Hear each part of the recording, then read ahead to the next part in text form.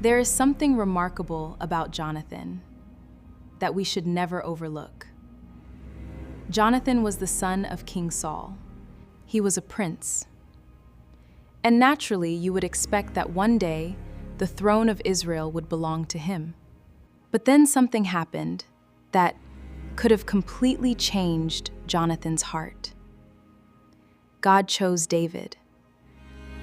The Bible tells us in 1 Samuel that Samuel took the horn of oil and anointed David.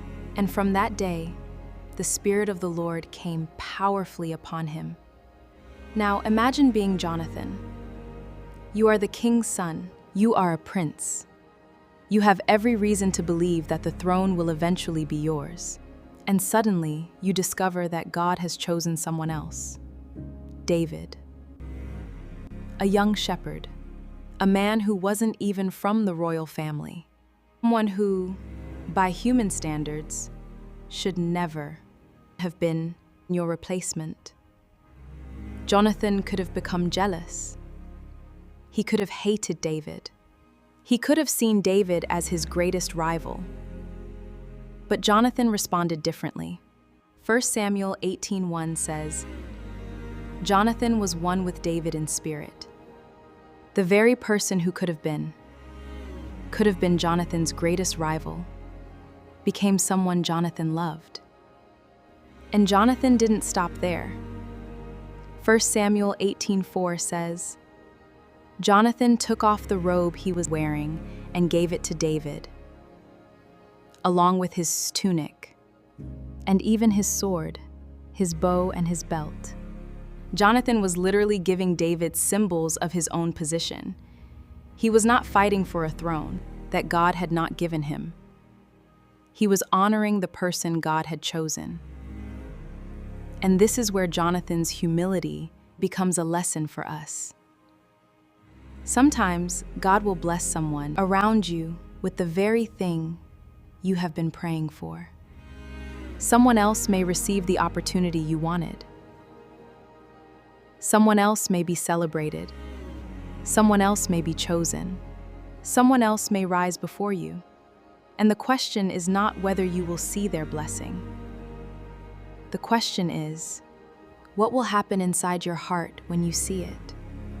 Will you become jealous? Will you begin to compete? Will you secretly hope they fail? Or will you have the heart of Jonathan and say, if God chose them, I will not fight them?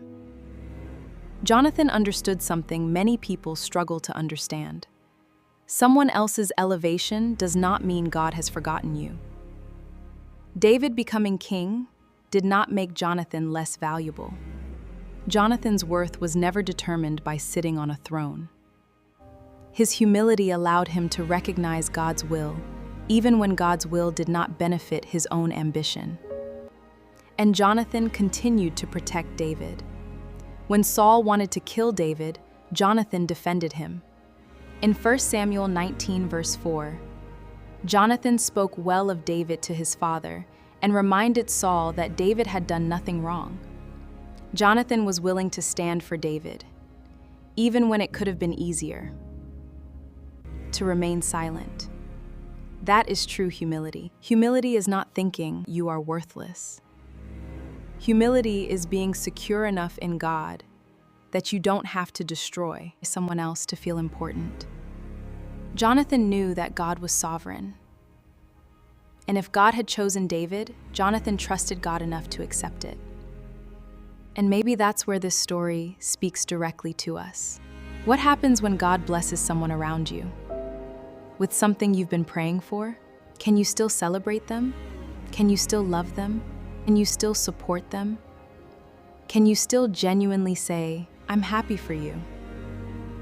Even when a part of you wishes that it had happened to you, that's the heart Jonathan had. Because Jonathan understood that God's plan, it did not have to look like his own plan for it to be good. So when God elevates someone around you, when someone receives the opportunity you prayed for, when someone else is chosen, when someone else's life seems to be moving ahead of yours, remember Jonathan. Don't compete. Don't become bitter. Don't pull them down.